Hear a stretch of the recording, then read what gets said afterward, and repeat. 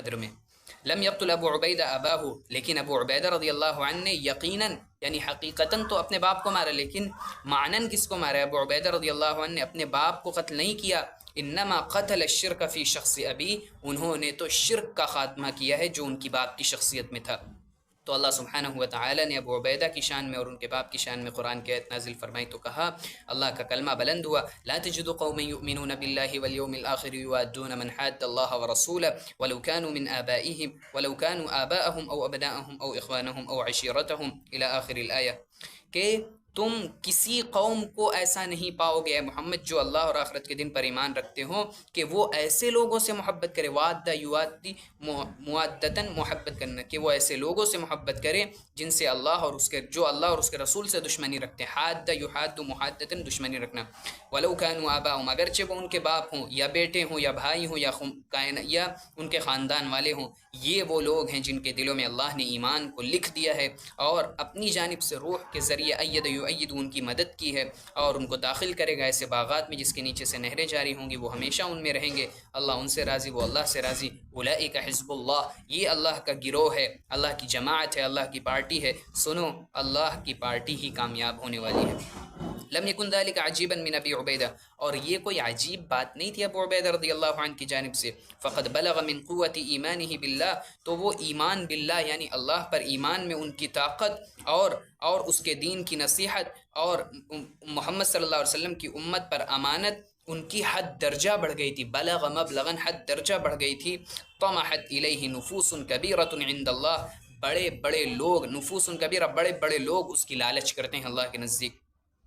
محمد بن جعفر نے بیان کیا، کہا ایک نصارہ کا ایک وفد یعنی نصارہ کی ایک جماعت رسول اللہ صلی اللہ علیہ وسلم کے پاس آئی. فقالوا، تو انہوں نے کہا، یا ابا القاسم، اے ابو قاسم یعنی رسول اللہ صلی اللہ علیہ وسلم، ہمارے ساتھ اپنے صحابہ میں سے ایک شخص کو بھیج دو، ترضاہ لنا، جس سے تم راضی ہو ہمارے لیے، تاکہ وہ ہمارے درمیان فیصلہ کر دے ایسی چیزوں کے بارے میں، ہمارے کچھ چیزوں کے بارے میں، ہمارے مال میں سے جس میں ہم لڑائی کر بیٹھے ہیں. فَإِنَّكُمْ عِنْدَنَا مَعْشَرَ الْمُسْلِمِينَ مَرْضِيُّونَ، تو بے شک تم ہمارے نزدیک، یہاں یا معشر المسلمین اصل یا کو حذف کیا، تو بے شک تم ہمارے نزدیک اے مسلمانوں کی جماعت بہت پسندیدہ لوگ ہو. مرضیون، راضی کی ہو یعنی پسندیدہ. تو رسول اللہ صلی اللہ علیہ وسلم نے ان سے کیا کہا؟ نصارہ کے وفد سے، ایتون العشیۃ ابعث معکم القوی الامین، عشیہ شام کے وقت، کہ تم لوگ میرے پاس شام کے وقت آنا، میں تمہارے ساتھ ایک طاقتور امانت دار شخص کو بھیج دوں گا. تو عمر بن خطاب رضی اللہ عنہ نے کہا، میں ظہر کی نماز کے لیے جلدی چلا، راح یروح سے رحت، میں جلدی چلا ظہر کی نماز کے لیے، اور بے شک میں امیر بننا نہیں چاہ رہا تھا، لیکن میری محبت اس کے علاوہ تھی، یعنی امیر بننا نہیں تھی اس دن، اس امید سے میری محبت کیا تھی کہ میں اس تعریف والا شخص ہو جاؤں، حضور صلی اللہ علیہ وسلم جس کی تعریف کی کہ وہ امانت دار ہے، طاقتور ہے، یہ میں بن جاؤں. تو جب ہمیں رسول اللہ صلی اللہ علیہ وسلم نے ظہر کی نماز پڑھی تو دائیں بائیں دیکھنے لگے، ینظر عن یمینی وعن یساری، اپنے دائیں بائیں دیکھنے لگے. فجعلت اتطاول له لیرانی، تو میں لمبا ہونے لگا، تطاول یتطاول، لمبا ہونے لگا تاکہ رسول اللہ صلی اللہ علیہ وسلم مجھے دیکھ لیں. یہ عمر رضی اللہ عنہ کہہ رہے ہیں.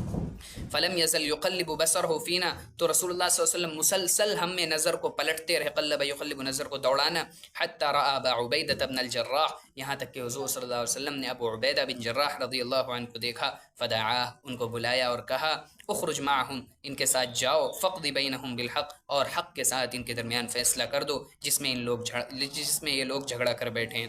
فقلت، تو عمر رضی اللہ عنہ کہتے میں نے کہا، ذهب بها ابو عبیدہ، ابو عبیدہ آج بھی بازی لے گئے ہم سے. ولم یکن ابو عبیدہ امینا فحسب، اور ابو عبیدہ رضی اللہ عنہ صرف امانت دار نہیں تھے، امینا فحسب، صرف امانت دار نہیں تھے، بے شک وہ جامع تھے، یجمع جمع کرتے تھے یعنی جامع تھے، وہ جامع تھے امانت کے ساتھ ساتھ قوت کے، یعنی طاقتور بھی تھے امانت کے ساتھ ساتھ، اور یہ طاقت ان کی ظاہر ہوئی اکثر جگہوں میں، فی اکثر موطن، اکثر جگہوں میں. برزت یوم بعث الرسول صلوات اللہ علیہ جماعت من اصحابہ، اور یہ طاقت ظاہر ہوئی اس دن جس دن رسول اللہ صلی اللہ علیہ وسلم نے اپنے ساتھیوں کی، اپنے صحابہ کی ایک جماعت کو بھیجا تاکہ وہ قریش کے قافلوں کو حملہ کرے، تاکہ وہ قریش کے قافلوں کا حملہ کرے. تلقى اصل معنی ہوتے ملاقات کرنا، لیکن یہاں مرادی معنی حملہ کرنا. عیرن، قافلہ.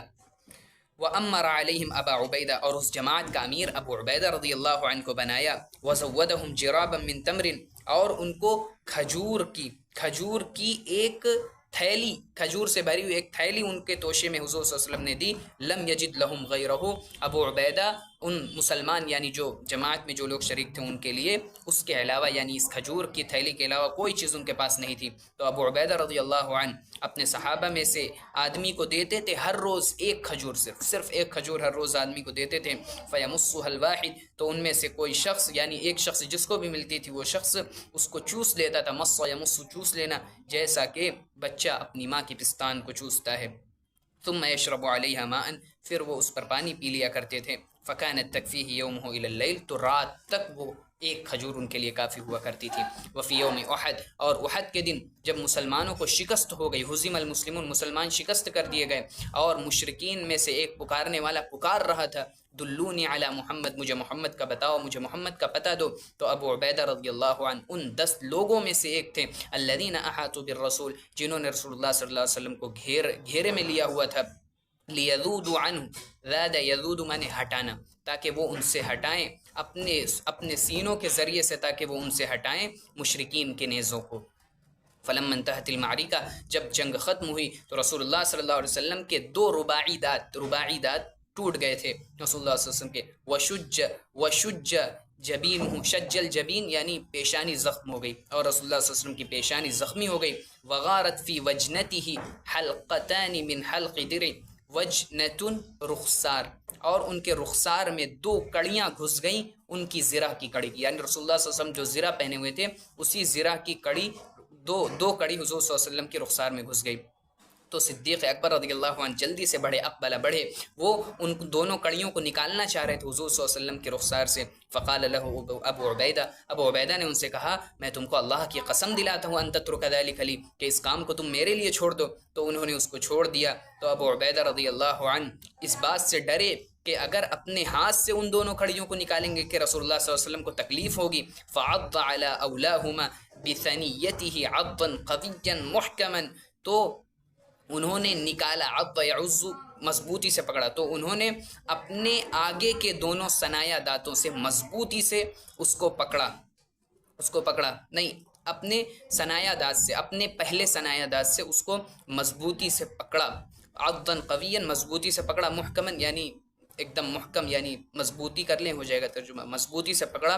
فاستخرجها، تو اس کو اس سے نکال لیا، یعنی ایک کڑی حضور صلی اللہ علیہ وسلم کے رخسار سے نکال لی. ووقعت ثنیته، لیکن ان کا ایک ثنایا دانت ٹوٹ گیا. ثم عض على الأخرى بثنيته الثانية فابتلعها فسقطت ثنيته الثانية، پھر اپنے دوسرے ثنایا دانت سے حضور صلی اللہ علیہ وسلم کی دوسری کڑی کو پکڑا اور اس کو نکالا، اور دوسرا دانت بھی ان کا ثنایا ٹوٹ گیا. ابو بکر رضی اللہ عنہ کہتے ہیں کہ چونکہ دانت ٹوٹ گیا تھا، فکان ابو عبیدہ من احسن الناس حتما، دانت ٹوٹنے کے بعد بھی ابو عبیدہ رضی اللہ عنہ بڑے حسین معلوم ہوتے تھے. لقد شهد ابو عبیدہ مع رسول اللہ صلوات اللہ علیہ المشاہد كلها منذ صحبہ الى ان وفاه اليقین. ابو عبیدہ رضی اللہ عنہ رسول اللہ صلی اللہ علیہ وسلم کے ساتھ شریک رہے، شریک رہے، تمام شریک ہونے کی جگہ، مشاہد تمام شریک ہونے کی جگہ یعنی جنگ وغیرہ میں جہاں حضور صلی اللہ علیہ وسلم شریک رہے. منذ صحبہ الى، جب سے رسول اللہ صلی اللہ علیہ وسلم کے ساتھ ہوئے تھے، الى ان وافاه الیقین، یہاں تک کہ ان کو موت آ گئی، یعنی رسول اللہ صلی اللہ علیہ وسلم کو. فلما كان یوم السقیفۃ، یعنی جب رسول اللہ صلی اللہ علیہ وسلم کے بعد سقیفت کہتے بیعت کے دن، یوم السقیفہ یعنی بیعت کا دن، جب رسول اللہ صلی اللہ علیہ وسلم کی وفات کے بعد بیعت کا دن آیا تو عمر بن خطاب رضی اللہ عنہ نے ابو عبیدہ رضی اللہ عنہ سے کہا ابسط یدک ابایعک، اپنے ہاتھ کو آگے پھیلاؤں میں تم سے بیعت کروں گا. فإنی سمعت رسول اللہ صلی اللہ علیہ وسلم یقول، میں نے رسول اللہ صلی اللہ علیہ وسلم کو کہتے ہوئے سنا ہے، لکل امت امین وامین هذه الامہ ابو عبیدہ بن الجراح، کہ ہر امت میں ایک امانت دار شخص ہوتے ہیں، اور اس امت اور تم وانت امین هذه الامہ، اور تم اس امت کے امانت دار شخص ہو.